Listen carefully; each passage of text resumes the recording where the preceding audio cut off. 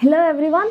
അപ്പോൾ ഇന്ന് നമ്മൾ നോക്കാൻ പോകുന്നത് നമ്മളുടെ +2 ബയോളജിയിൽ നമുക്ക് ഓരോ ചാപ്റ്ററിനും എത്ര മാർക്കിനുള്ള ക്വസ്റ്റ്യൻസ് അല്ലെങ്കിൽ എത്ര വെയിറ്റേജിലാണ് ചോദിക്കുന്നത്, ഏത് ചാപ്റ്ററാണ് ഏറ്റവും ഇമ്പോർട്ടൻ്റ് ആയത് നിങ്ങൾ എപ്പോഴും ചോദിക്കാറുണ്ടല്ലേ.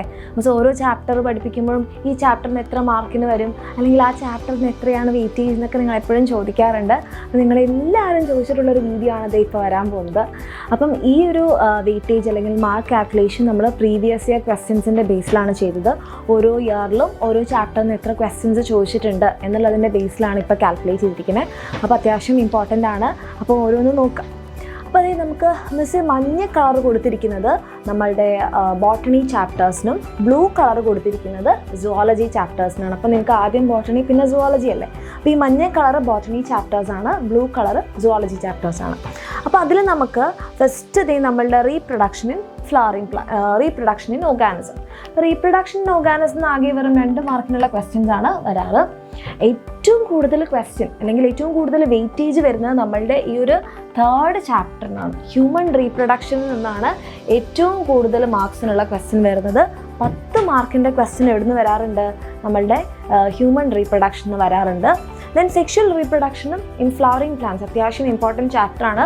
5 മാർക്സിനുള്ള ക്വസ്റ്റ്യൻ ഇവിടുന്ന് വരാറുണ്ട്. സോ ഇതും അത്യാവശ്യം ഇമ്പോർട്ടൻ്റ് ആയിട്ടുള്ളൊരു ചാപ്റ്ററാണ്. അപ്പോൾ ബാക്കിയുള്ളതും വിടണമെന്നല്ല, ഏറ്റവും കുറവ് മാർക്ക് നമ്മളുടെ ഫസ്റ്റ് ചാപ്റ്റർ ആയിട്ടുള്ള റീപ്രൊഡക്ഷൻ ഇൻ ഓർഗാനിസം. ദെൻ 5 മാർക്സിനുള്ള question sexual reproduction in flowering പ്ലാന്റ്സിന്, 10 മാർക്കിനുള്ള ക്വസ്റ്റ്യൻ ഹ്യൂമൻ റീപ്രൊഡക്ഷന് വരാറുണ്ട്.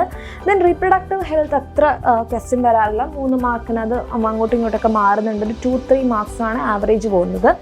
Then principles of inheritance and വേരിയേഷനും മോളിക്കുലാർ ബേസിസ് ഓഫ് ഇൻഹെറിറ്റൻസും അത്യാവശ്യം നല്ല ഇമ്പോർട്ടൻ്റ് ആയിട്ടുള്ള ചാപ്റ്റേഴ്സാണ്.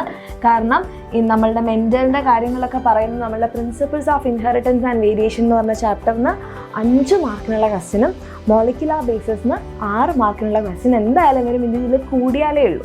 ഓക്കെ, സോ അതും ഇമ്പോർട്ടൻ്റ് ആയിട്ടുള്ള ചാപ്റ്റേഴ്സാണ്. ദെൻ എവല്യൂഷന് 4 മാർക്കിനാണ് വരാറ്. ഹ്യൂമൻ ഹെൽത്ത് ആൻഡ് ഡിസീസും 4 മാർക്കിനാണ് വരാറ്. Then strategies four enhancement in food production 3 മാർക്കിന്. പിന്നെ നമ്മളുടെ മൈക്രോബ്സ് ഫോർ ഹ്യൂമൻ വെൽഫെയർ ഒരു കുഞ്ഞു ചാപ്റ്റർ 2 മാർക്കിനൊക്കെ വരാറുള്ളൂ. ദെൻ ഇവർക്കൊക്കെ ഒരു കോമൺ ആണ്. ബയോടെക്നോളജി പ്രിൻസിപ്പിൾസിന് 4 മാർക്ക്, ആപ്ലിക്കേഷന് 4 മാർക്ക്, ഓർഗാനിസം ആൻഡ് പോപ്പുലേഷന് 4 മാർക്ക്, എക്കോസിസ്റ്റത്തിന് 4 മാർക്ക്, ബയോഡൈവേഴ്സിറ്റിക്ക് 3 മാർക്കേ ഉള്ളൂ. ദെൻ എൻവയോൺമെൻറ്റൽ ഇഷ്യൂസിന് 4 മാർക്ക്. അപ്പോൾ ഈ 4 മാർക്കാണെന്ന് വെച്ചാൽ നമുക്കിത് കളയാനില്ല. കാരണം എന്താ, 4 പോയി കഴിഞ്ഞ് കഴിഞ്ഞാൽ നമ്മളുടെ ഫുൾ മാർക്കൊക്കെ പോകും. അപ്പോൾ ഓരോ ചാപ്റ്ററിൻ്റെയും ഓരോ മാർക്കും നമുക്ക് ഇമ്പോർട്ടൻ്റ് ആണ്. അപ്പോൾ നിങ്ങൾ പഠിക്കുന്ന സമയത്ത് എന്ത് ചെയ്യുക, ഇപ്പം ഏറ്റവും കൂടുതലുള്ള വെയിറ്റേജിൽ കുറച്ചധികം ക്വസ്റ്റ്യൻസ് പ്രാക്ടീസ് ചെയ്യാം. Okay, human reproduction, sexual reproduction in flowering plants and നമ്മളുടെ principles of inheritance and variation, molecular biology. ഈ ചാപ്റ്റേഴ്സ് കുറച്ചധികം ക്വസ്റ്റ്യൻസ് ചെയ്യണം. കാരണം കുറച്ചധികം മാർക്കിന് വരുന്നുണ്ട്. ഓക്കെ, അപ്പോൾ ബാക്കിയെല്ലാം ഇമ്പോർട്ടൻ്റ് അല്ല എന്നല്ല, അതും ചെയ്യണം. അപ്പോൾ ഇങ്ങനെയാണ് നമ്മളുടെ മാർക്ക് ഡിസ്ട്രിബ്യൂഷൻ വരുന്നത് നമ്മളുടെ ഈ ഒരു 16 ചാപ്റ്റേഴ്സിൽ. ഓക്കെ.